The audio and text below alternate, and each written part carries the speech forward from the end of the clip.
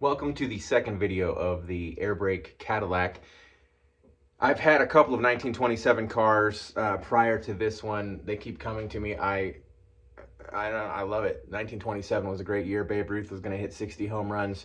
America was at the height before the Depression and the Roaring 20s, and not just for Tommy guns. I like Tommy guns. Anyway, digging through some of the literature that came with the Cadillac, I was extremely excited to discover this.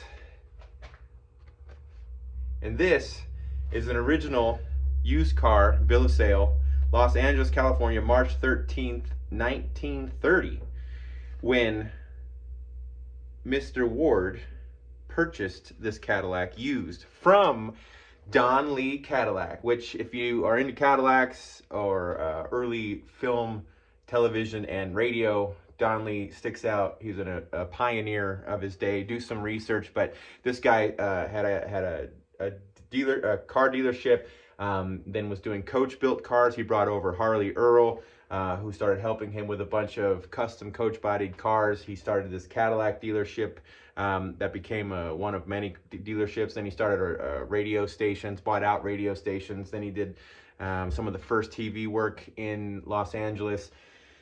On and on and on. I believe the Hollywoodland, which became Hollywood sign, is on Mount Lee, which was named after Don Lee. So it's a big deal to have a car sold from the Don Lee showroom as a used car, but still pretty incredible. It says basically that Mr. Ward came in to be delivered at once at seller's place of business, agrees to pay $1,385, guaranteed for 90 days.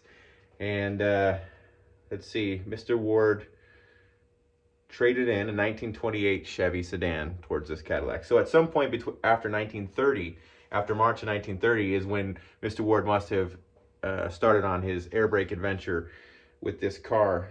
And we have a little bit more information as to Mr. Ward's first name. I've been trying to do a lot of research on Mr. Ward, but without his full name, it's been difficult. And VM Ward, or is that a UM Ward? I don't know. But now I did hours and hours of research on newspaper archives throughout the internet, and I couldn't find anything about Mr. Ward. According to Lynn's conversations with Mr. Ward many, many years ago, he drove this coast to coast to prove his air brakes.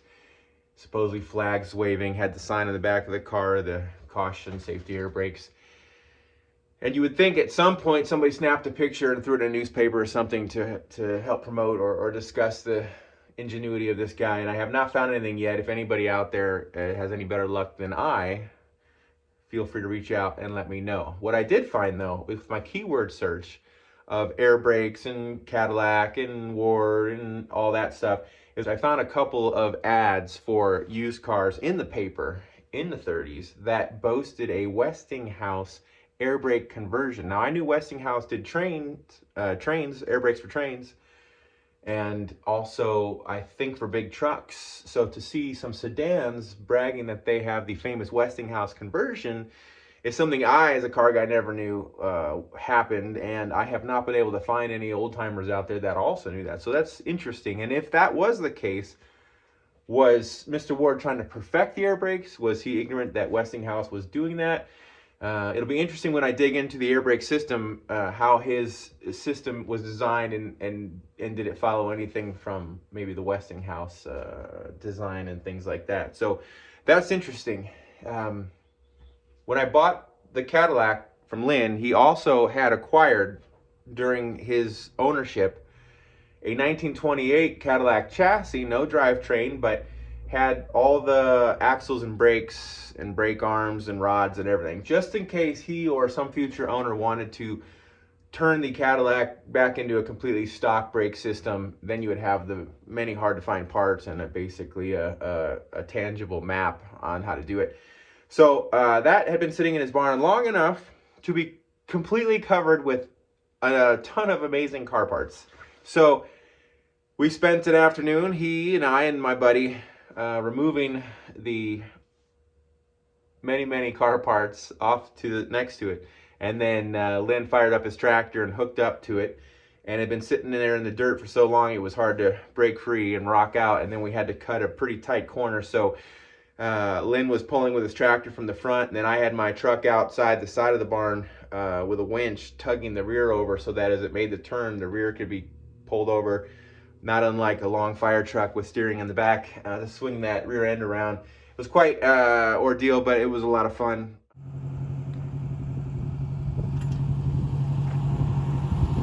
I love Western movies. It's a big part of who I am. I love the Old West and the history, and it's a big part of my career as well. I've done a lot of Western films as an armorer and gun trainer. The good Lord has blessed these hands with an ability to throw around a pair of Colt single action armies, and I try to do as much as I can with that while I'm here on this big ball that's revolving around the sun. Anyway, so the first order of business is to make this Cadillac, in a sense, mine.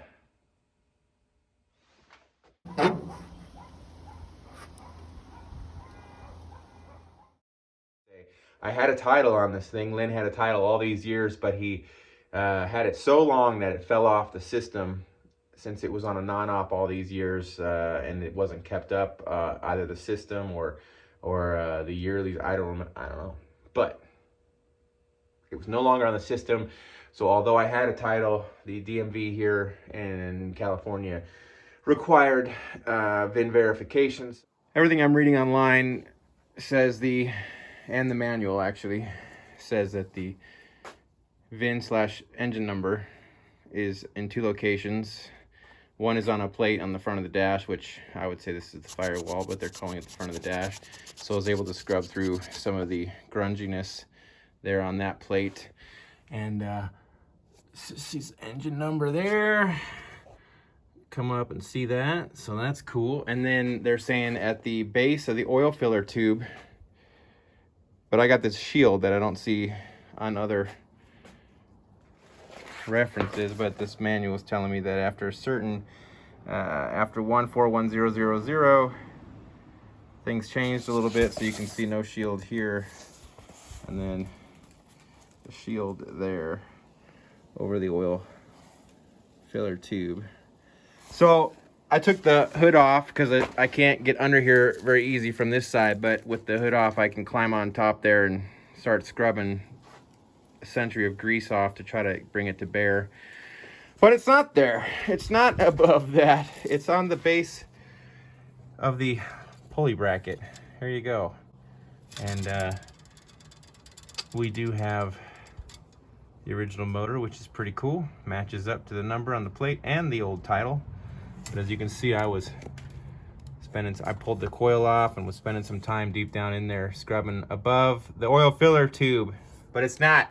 It's here. And maybe that changed after they did this. I don't know. But there it is. We found it. Now I can get my VIN verification. Also, as a good confirmation, is this plate over here, the Fisher body plate that I scrubbed a bit and was able to verify the number on there. The 6670 job number, but that's the designation of the custom Suburban, which is also listed on the original bill of sale from the Caddy dealer when he bought it used in 1930. So that's cool. That is the model, the Bourbon.